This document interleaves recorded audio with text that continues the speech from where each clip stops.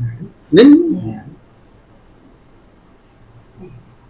Sir ये बताइए ना, ये जो बर्ड फ्लू का मामला है, क्योंकि ये बिल्लियों में निकला है, बताया जा रहा है कि देश में ये पहला मामला है जिले में जहाँ बिल्लियों में पाया गया बर्ड फ्लू, क्या है इसके पीछे? ये काफ़ी पुराना मामला है। ये जनवरी 15 जनवरी को भी कुछ बिल्लियों के अब ज़्यादा बीमार होने की खबर आई थी वेटनरी डिपार्टमेंट में।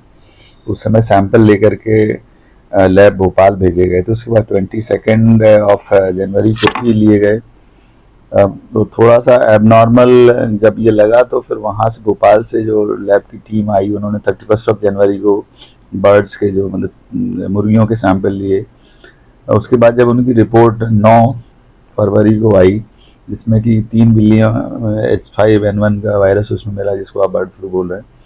साथ ही 2 विक्की चिकन सेंटर और एक और चिकन सेंटर था जो नोवेल्टी, उनके बर्ड्स के जो सैंपल लिए थे उसमें से 3 या 4 बर्ड्स के सैंपल भी पॉजिटिव आए थे। दोनों ही रिपोर्टें 9 तारीख को आई थी। 10 तारीख को इसके आधार पर ही एक जो गाइडलाइन है भारत सरकार की, उसके हिसाब से एक रिस्ट्रिक्शन ऑर्डर जारी किया गया। 1 किलोमीटर के एरिया को कंटेनमेंट एरिया बनाया गया और 10 किलोमीटर एरिया को सर्वेलेंस एरिया बनाया गया था।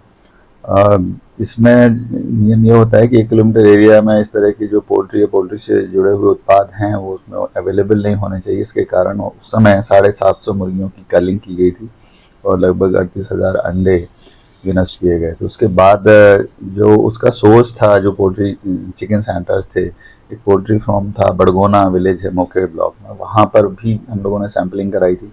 उन सैंपल्स में पॉजिटिव आने पर उस पोल्ट्री फार्म के में भी 500 मुर्गियाँ उस समय अवेलेबल थी। जब उसकी रिपोर्ट आई तो उनकी कलिंग करके उनको डिस्पोजल किया गया सेफली और उस पोल्ट्री फार्म को सील किया गया सैनिटाइज करके।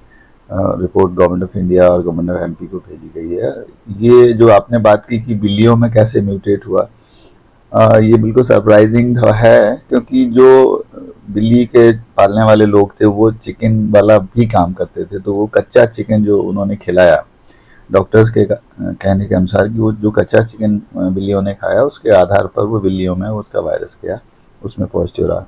वर्तमान में अभी ऐसी कोई स्थिति नहीं है। जितने भी ह्यूमन सैंपल्स हमने 65 भेजे थे, जो चाहे वो चिकन सेंटर के थे, पोल्ट्री फार्म संचालक थे, सभी के इससे निगेटिव आए हैं सैंपल्स। ह्यूमन में अभी ये बिल्कुल कोई खतरे की स्थिति नहीं है। और वर्तमान में जो सर्वेलेंस एरिया है जिले के 10 किलोमीटर के एरिया में, जो एपी सेंटर है उसके आसपास भी कहीं पर भी इस तरह के सिम्टम्स किसी भी पोल्ट्री फार्म में आज नहीं है और ना ही किसी मैमल्स में है, जैसे अब बिल्ली है, कुत्ते हैं या जो भी पालतू पशु हैं, किसी में भी वर्तमान में ऐसी सिचुएशन छिंदवाड़ा जिले में नहीं है। सर इसके पहले बिल्लियों कहीं पाए गए हैं क्या, छिंदवाड़ा में बताया जैसे दावा छिंदवाड़ा जो कैट फैमिली के कुछ एनिमल्स हैं, जो मुझे मेरी director animal husbandry government of India से बात हुई थी, तो उन्होंने कहा महाराष्ट्र में कुछ ऐसे सैंपल्स उनको पहले शायद मिले हैं।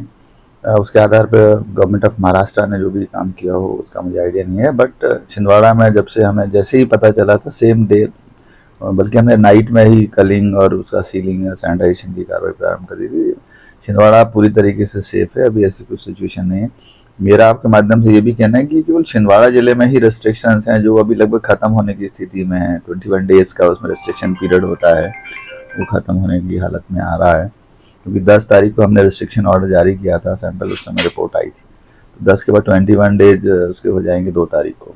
उसके बाद फिर हम पुनर्विचार करेंगे। उसके लिए हमने दोबारा जो एक प्रोटोकॉल है कि सैंपल लेकर के भेजना है, जो सर्वेलेंस एरिया के पोल्ट्री फार्म है, वो सैंपल हमने कलेक्ट करके लैब भेजे हुए हैं। उनकी रिपोर्ट जैसे ही आती है उसके बाद इस बात पे पुनर्विचार किया जाएगा।